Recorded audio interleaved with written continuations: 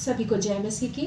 परमेश्वर का धन्यवाद हो कि उसने हमें पिछले साल संभाला और हमें एक नया साल दिया, और इस साल में एक बार फिर से हम परमेश्वर की साथ सहभागिता करने के लिए तैयार हैं। और बहुत अच्छा है परमेश्वर के साथ संगति करना, सहभागिता करना, क्योंकि सच में जब हम परमेश्वर के साथ संगति करते हैं, सहभागिता करते हैं, तो हम परमेश्वर की उपस्थिति को अपने साथ महसूस करते हैं, परमेश्वर की सामर्थ्य को हम अपने साथ महसूस करते हैं।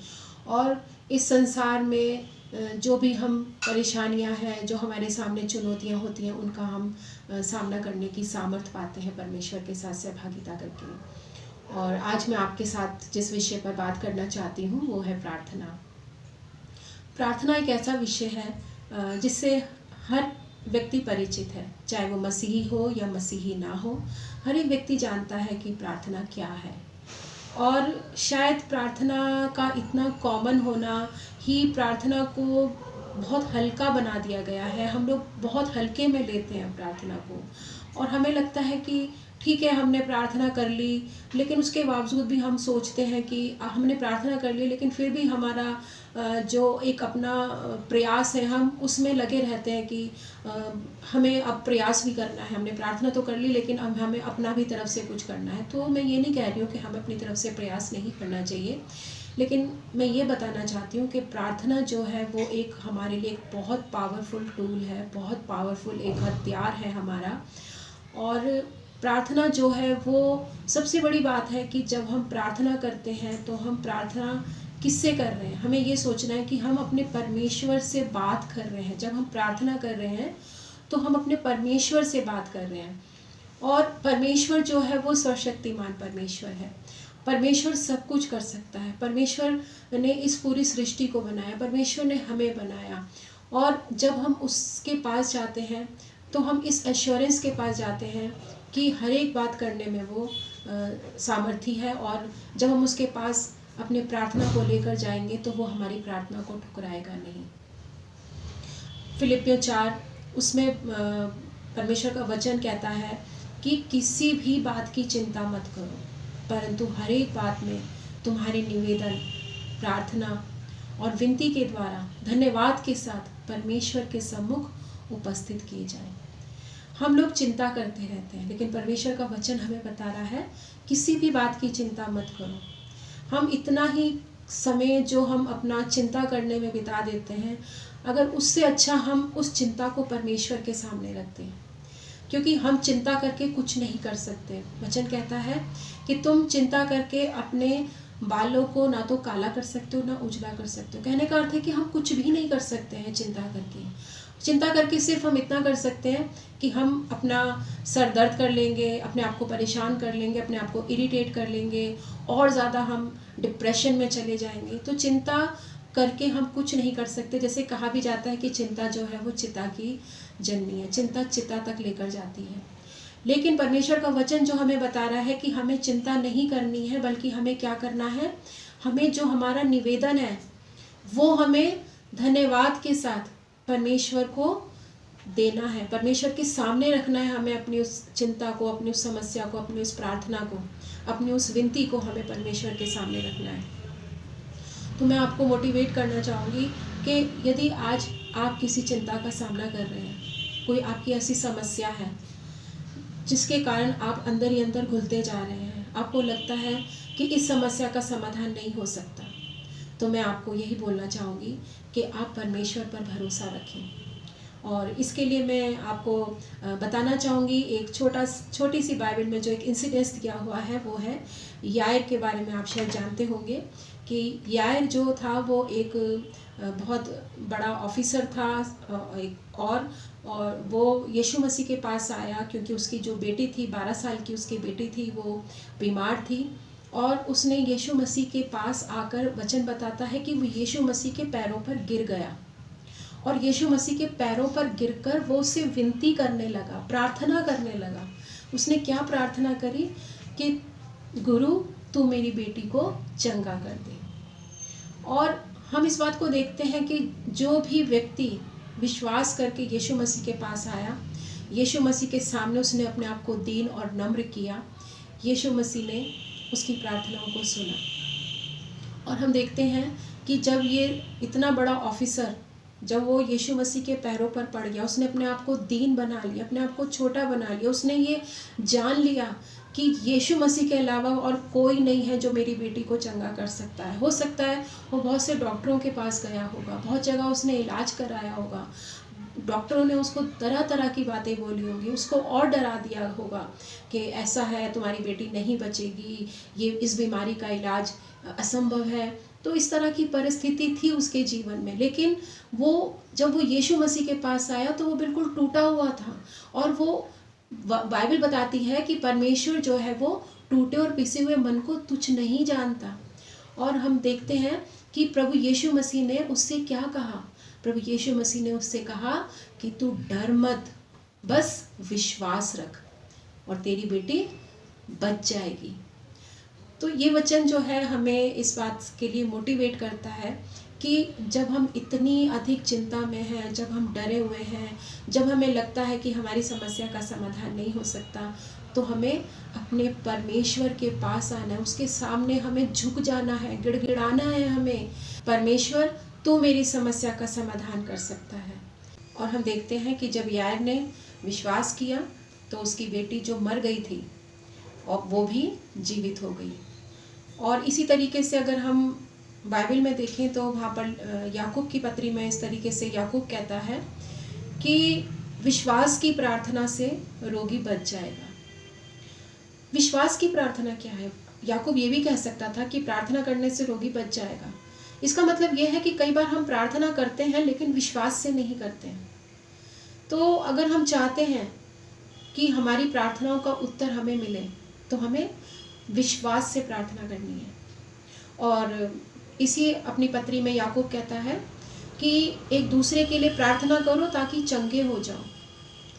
तो कई बार हमें जब चंगाई चाहिए तो हमें क्या करना है? हमें एक दूसरे के लिए प्रार्थना करना है। बहुत ज़रूरी है कि हम केवल अपने लिए ही नहीं बल्कि हम एक दूसरे के लिए प्रार्थना करें।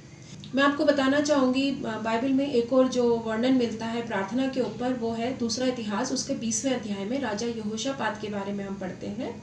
राजा यहोशापात जो था वो परमेश्वर की खोज में रहने वाला राजा था। और बाइबल बताती है कि जिस समय उस पर 3 जगह के राजाओं ने अटैक किया, उस पर हमला किया, तो वो डर गया। क्योंकि ये कॉमन बात है कि जब कोई भी परेशानी एक व्यक्ति के ऊपर आती है, चाहे वो बीमारी है, चाहे वो किसी तरीके का हमला है, तो वो व्यक्ति डर जाता है। लेकिन हम देखते हैं अगर आप यहोशापात के पूरे वर्णन को पढ़ें तो वहाँ पर आप देखेंगे कि डर गया, लेकिन डरने के बाद उसने क्या किया? वो परमेश्वर की खोज में लग गया। वो इस खोज में नहीं लगा कि मुझे किसकी सहायता पाने के लिए जाना है, या कौन राजा मेरी सहायता करेगा, या कौन सबसे बेस्ट है जो मेरी सहायता कर सकता है, जो हम लोग करते हैं। अगर हम पर कोई परेशानी आ जाती है तो हम लोग क्या करते हैं? हम लोग ये देखते हैं कि कौन मेरी मदद कर सकता है। अगर कोई बीमारी आ जाती है तो हम लोग क्या करते हैं कि कौन सबसे अच्छा डॉक्टर है जो मेरी इस बीमारी को ठीक कर सकता है। लेकिन यहोशापात से हम इस बात को सीख सकते हैं कि जब यहोशापात के ऊपर 3 राजाओं ने अटैक किया तो वो परमेश्वर की खोज में लग गया। और जब वो परमेश्वर की खोज में लग गया और उसके बाद हम देखते हैं कि उसने परमेश्वर से प्रार्थना की, और परमेश्वर से जब उसने प्रार्थना की तो उसने परमेश्वर की उन बातों को क्लेम किया कि परमेश्वर, उसने बताया कि परमेश्वर तू वही परमेश्वर है जिसने इतने बड़े बड़े काम किए। और हम इस पूरे चैप्टर को अगर हम पढ़ें तो हम वहाँ पर देख पाते हैं कि परमेश्वर ने कितनी अद्भुत रीति से उसको उन राजाओं के हमले से बचाया। और ना केवल उसको उनके हमले से बचाया बल्कि उसको अपार मात्रा में सोना चांदी मिला, और 3 दिन तक वो लोग उस सोना चांदी को बटोरते रहे। तो ये है प्रार्थना की सामर्थ। हमें जब कोई परेशानी हम पर आती है तो हमें किसी व्यक्ति की ओर नहीं देखना कि कौन व्यक्ति जो है मेरी मदद कर सकता है या कौन सबसे बेस्ट है जो मेरी मदद कर सकता है। मैं ये नहीं कह रही हूँ कि हमें डॉक्टर के पास इलाज के लिए नहीं जाना चाहिए, या अगर कोई हमारी हेल्प कर सकता है तो हमें उसकी ओर नहीं देखना। मैं ये कह रही हूँ कि हमारा जो फोकस है वो परमेश्वर पर होना चाहिए, क्योंकि जो परमेश्वर हमारे लिए कर सकता है वो कोई नहीं कर सकता। चंगा करने वाला परमेश्वर है, और परमेश्वर ही है जो हमें सारी आशीषें दे सकता है, क्योंकि उसका वचन भी कहता है कि धन्य है वो मनुष्य जो परमेश्वर पर भरोसा करता है। प्रार्थना के बारे में मैं आपके सामने बाइबल से एक और एग्जाम्पल देना चाहूँगी। वो है राजा हिजकिय्याह का। और ये हमें मिलता है यशाया उसके 38वें अध्याय में, और उसके पहले पद में इस तरीके से लिखा है, उन दिनों में हिजकिय्याह ऐसा रोगी हुआ कि वह मरने पर था।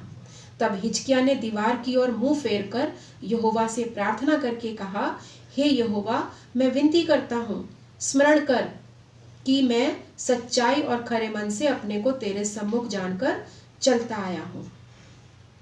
यहाँ हम देख रहे हैं कि राजा जिसके वश में सब कुछ है, जो अच्छे से अच्छे वैद्य को बुला सकता था, जो अच्छे से अच्छा अपना इलाज करा सकता था, लेकिन वो उसे हम देख रहे हैं कि वो कितना असहाय है। वो रो रहा है दीवार की ओर मुंह करके, गिड़गिड़ा रहा है, वो कितना दुखी है, क्योंकि उसे पता है कि उसका इलाज करने में कोई भी सामर्थ्य नहीं है। और जिस तरीके से अगर हम पहले इस वचन में देखें तो वहाँ पर उसके लिए भविष्यवाणी भी की जा चुकी थी कि वो बचेगा नहीं। लेकिन जब उसने अपने परमेश्वर को पुकारा, जब उसने अपने परमेश्वर से विनती की, तो हम आगे अगर वचन में पढ़े तो वहाँ हम देखते हैं कि परमेश्वर ने उसकी आयु में 15 साल और बढ़ा दिए थे। प्रार्थना में ये सामर्थ है। प्रार्थना जिस व्यक्ति के लिए ये निर्धारित किया जा चुका था कि वो बचेगा नहीं, लेकिन जब वो अपने परमेश्वर के सम्मुख गिड़गिड़ाया तो परमेश्वर ने उसकी आयु में 15 साल बढ़ा दिए। एक और वर्णन अगर हम देखें, पहला शमूएल, उसमें हम देखते हैं हन्ना को। हन्ना जो बांझ थी, जिसके बच्चे नहीं होते थे, और उसकी जो सौतन थी वो उसको हमेशा चिढ़ाती थी इसी कारण से। लेकिन हम देखते हैं कि जो वो परमेश्वर के आगे रोई, जब वो परमेश्वर के आगे गिड़गिड़ाई, उसने विनती करी, प्रार्थना करी, और परमेश्वर ने बांझ को एक पुत्र दिया, वायदा किया कि एली के द्वारा कि तेरे एक पुत्र होगा। और हम देखते हैं कि उसको शमूएल पैदा हुआ और उसके बाद उसके और भी बच्चे हुए। मैं आपको यही बताना चाहती हूँ कि प्रार्थना में इतनी सामर्थ्य है जिसको हम इतने हल्के से लेते हैं। हमें अपने मन की बातों को परमेश्वर के सामने खोलकर कहना है। जैसे भजन का लिखने वाला कहता है, अपने मन की बातें अपने परमेश्वर के सामने खोलकर कहो। वचन में लिखा है, अपना मुंह पसार और मैं उसे भर दूंगा। हमें अपना मुंह खोलना है, हमें अपना मुंह पसारना है परमेश्वर के सामने, हमें उससे प्रार्थना करनी है। हमें प्रार्थना को छोटी और हल्की बात नहीं जानना, क्योंकि अगर हम देखें तो प्रभु यीशु मसीह ने अपना ज़्यादातर समय प्रार्थना करने में बिताया। इसी कारण वो इतने शॉर्ट पीरियड में, सिर्फ 3-3.5 साल की उसकी मिनिस्ट्री थी और उसमें इतने बड़े बड़े काम किए। मैं आप सबको इस साल में यही इनकरेज करना चाहूँगी कि आप प्रार्थना को अपनी प्रायोरिटी बनाएं, प्रार्थना को आप पहला स्थान दें और आप परमेश्वर के साथ सहभागिता करें, आप उसके वचन को पढ़ें, आप परमेश्वर के साथ बातचीत करें। जब भी आप अकेले होते हैं, आप परमेश्वर के उन बातों के लिए उसका धन्यवाद करें जो उसने आपके लिए की। जिस तरीके से हमने फिलिपियों में देखा था कि धन्यवाद के साथ आप अपने विनतियाँ उसके सामने रखें, कुड़कुड़ाकर नहीं, बल्कि आप धन्यवाद करें, परमेश्वर आपने पिछले दिनों आपने मुझे किस तरीके से संभाला, आपने मुझे कितनी आशीषें दी हैं। आप परमेश्वर को धन्यवाद दें और धन्यवाद के साथ आप अपनी ज़रूरत को परमेश्वर के सामने रखें। अंत में मैं आपसे केवल इतना कहना चाहूँगी, अगर आज हम देखें तो ऐसा कोई भी व्यक्ति नहीं होगा जिसके पास मोबाइल ना हो, और हर एक व्यक्ति कोशिश करता है कि वो सुबह उठकर अपने फ़ोन को चार्ज करे, क्योंकि जब उसका फ़ोन चार्ज होगा तभी वो उसको यूज़ कर सकता है, और अगर वो उसको चार्ज नहीं करेगा तो वो उसके लिए बेकार है। इसी तरीके से अगर हम पूरे दिन के लिए अपने आप को चार्ज करें, परमेश्वर से अगर हम बल पाना चाहते हैं, सामर्थ पाना चाहते हैं पूरे दिन का सामना करने के लिए, तो हमें भी अपने आप को चार्ज करना है। और वो चार्ज करने का जो तरीका है वो है परमेश्वर के साथ फेलोशिप करना, परमेश्वर से प्रार्थना करना, परमेश्वर के वचन को पढ़ना। क्योंकि अगर हमने अपने आप को चार्ज नहीं किया है तो हम बहुत आसानी से निराश हो जाएंगे, हम डर जाएंगे, हम घबरा जाएंगे अगर कोई भी परेशानी हमारे सामने आएगी। लेकिन अगर हमने अपने आप को चार्ज किया है, परमेश्वर की सहभागिता में हमने समय बिताया है, तो कोई भी चीज़ हमें डरा नहीं सकती।